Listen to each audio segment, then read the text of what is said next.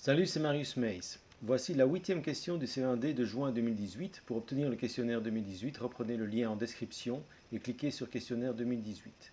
Cette question a fait appel à une compétence, celle de savoir faire un tableau à partir de données d'une expérience. On y évoque également une expérience sur les stimuli, matière vue en biologie. Si vous voulez réaliser la question, mettez la vidéo sur pause. Voici le document avec les éléments des expériences réalisées.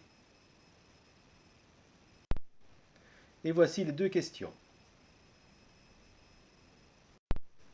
Voici donc les explications et les réponses et commençons d'abord par parcourir les documents.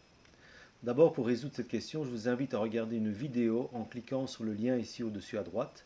Cette vidéo rappelle si nécessaire le principe selon lequel tous les vivants réagissent à des stimuli. Voici donc le texte du document. Dans la nature, les chauves-souris peuvent voler dans le noir total sans aucune difficulté grâce à des signaux émis et reçus.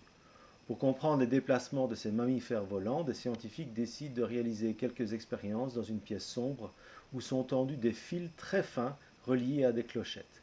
Donc cela veut dire que si les clochettes sonnent, c'est que les chauves-souris touchent les obstacles. Et si elles s'orientent correctement, aucune clochette ne devrait sonner.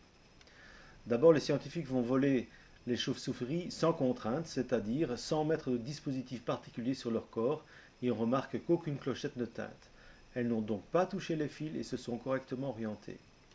Dans une deuxième expérience, si on place un bonnet sur la tête des chauves-souris, elles tombent tout au sol en faisant tinter les clochettes.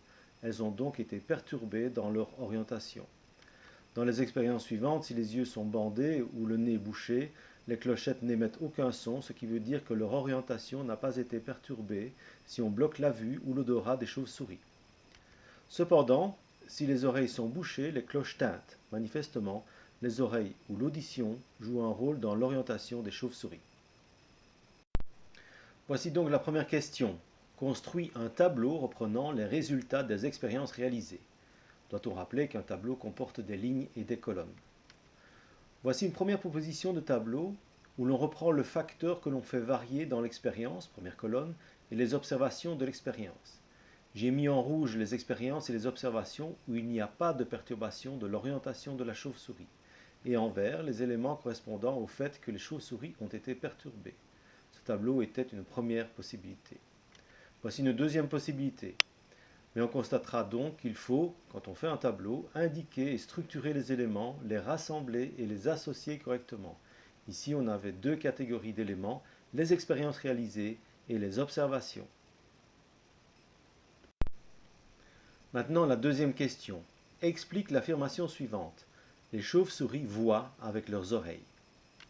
Une note en bas de page précise qu'expliquer, c'est développer ton raisonnement pour montrer que tu as compris. Comme je le dis à mes élèves, il faut expliquer comme si on explique à quelqu'un qui ne connaît rien et qui doit tout apprendre. Il ne faut pas expliquer comme si on explique à son professeur et penser qu'il ne faut pas tout expliquer puisqu'il connaît déjà. En plus, dans son explication, je conseille d'utiliser le plus de mots scientifiques possible vus en classe.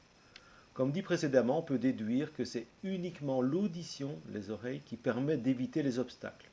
On peut aussi proposer une autre réponse, ce sont les oreilles qui permettent de voir, entre guillemets, les obstacles. Voilà, cette vidéo est terminée, à très bientôt pour la prochaine question.